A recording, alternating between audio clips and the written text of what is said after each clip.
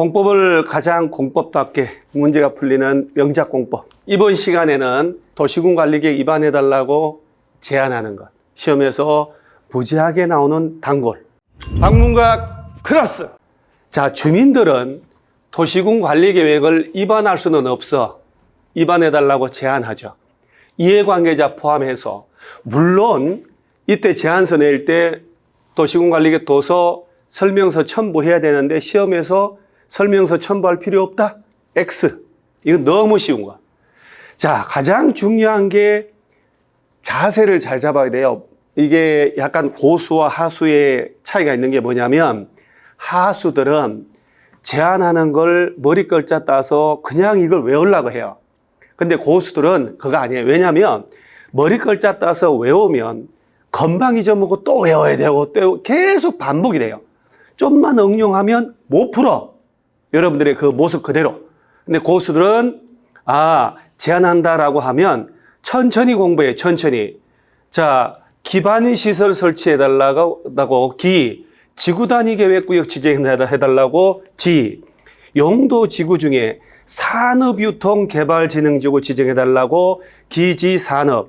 그 다음에 기존의 용도지구 중에 그 용도지구에 따른 건축물, 시설의 용도, 종류, 규모 등에 대한 제한을 지구단위계획으로 대체하기 위한 용도지구 해서 기지, 산업, 용도지구에서 기지, 산용, 용산, 기지 이렇게 오면 큰일 날 수가 있어요. 왜냐하면 자, 여기 지금 용도지구라고 외워버리면 대가리 따서 자, 여기 보면 도시군관리계획의 내용이 요 8가지 얘가 먼저 베이스 돼야 되는데 만약에 시험을 낼 때 주민은 용도지구 지역, 용도지구, 용도구역 지정에 대한 입안을 제한할 수 있다라고 또 지문을 내면 만약 기지, 산용, 기지, 용산, 용산, 기지 이렇게 외운 사람은 용만 나오면 무조건 맞는 줄 안단 말이에요.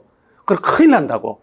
그러니까 결론은 뭐냐면 도시군 관리계획으로 결정할 내용이 이 8가지가 있는데 이 중에서 어떤 건 입안해달라고 제안할 수 있고 어떤 건 제안할 수 없는지라고 공부를 해야 돼요.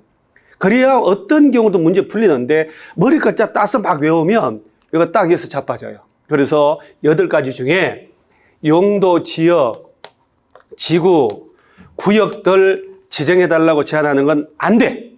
너무나도 이해관계가 서로 대립되기 때문에. 그래서 요거는 입안해달라고 제안할 수 없어. 이렇게 공부를 해야 돼요. 그 다음에 기반시설 설치해달라, 지구단위계획구역 지정해달라 하는 것은 공통으로 다 좋은 일이에요. 그래서 주민들은 기반시설 설치정비 개량해달라고 지구단위계획구역, 지구단위계획 수립해달라고 제안한다면 이게 원래 원조가 이 두 놈이었다고. 기지, 요거는 머리 글자 따도 괜찮아요.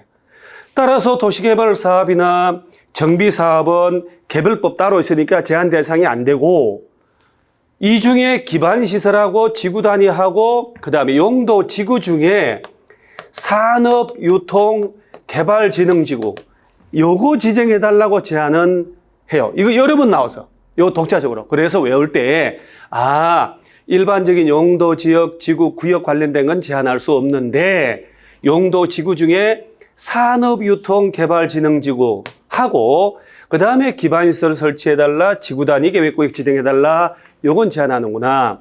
그 다음에 이제 이번에 새로 들어온 요 빨갛게 된 새 놈이 요 삼총사가 올해 처음 들어온 제도거든요. 이 중에 시설입체 복합구역 지정해달라고 제안하는 거예요. 그러니까 이 8가지 중에 제안 못하는 걸 솎아내고 남는 걸 기억해야 되는데 머리 글자 따서 단순히 외우면 만약에 용산기지, 기지 용산했다가 용도 지역인지, 용도 지구인지, 용도 구역인지 문제 딱 풀 때 걸려버려요.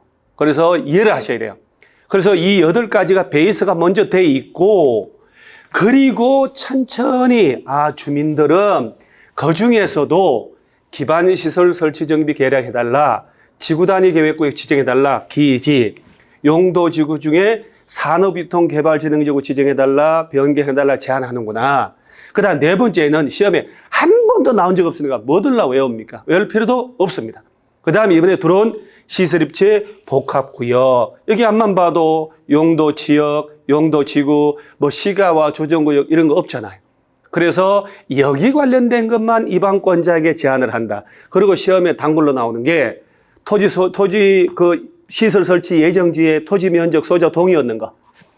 기반 시설이란 말 나오면 시설 입체 복합구역, 시설만 나오면 5분의 4, 나머지 3분의 2 동의 받는다. 시설은 5분의 4, 나머지 3분의 2, 국공유지 제외하고 도시개발 조합 만들 때는 국공유지 포함해서 면적의 3분의 2. 그래서 국공유지 포함 제외한다가 많이 있을 것 같은데 절대로 없어요.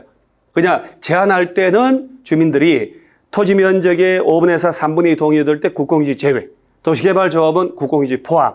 그래서 요 관련된 기지, 산업유통하고 시설입체 복합구역, 요건 입안해달라고 제안할 때 제안서가 들어가겠지. 그러면 45일 내 반영할지 여부 통보하고 바빠서 서울시에서 예를 들어 1회 30일 연장해서 통보합니다. 그래서 합쳐서 외우세요. 75일. 그래서 내가 서울시에 가서 입안해달라고 제안서 냈으면 아무리 명이 짧아도 75일은 살아야 되는구나. 나한테 반영할지 여부 통보가 오니까 75일 외워놓고. 그러고 난 다음에 재미난 게 도시군관리 입안을 제안받은 자, 이제 서울시란 말이에요. 서울시 관내에 있다면, 부산에 있으면 부산, 인천에 있으면 인천시. 그 입안권자는 제안자를 불러요.